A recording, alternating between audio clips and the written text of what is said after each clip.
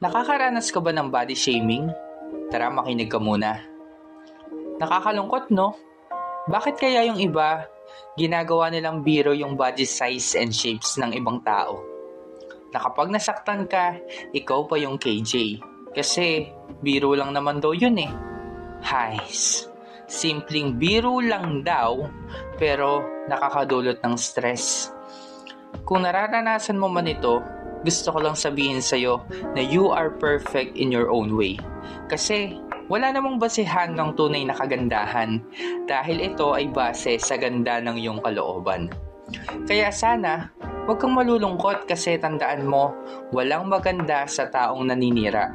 Kaya don't stress yourself. At huwag mong hayaan na mapabayaan mo yung health mo kaka-diet just to fit in to the standard of the society. Be your own standard. Huwag mo silang isipin dahil ang mahalaga, happy ka at tanggap mo kung sino ka. Always remember, take it easy, buddy.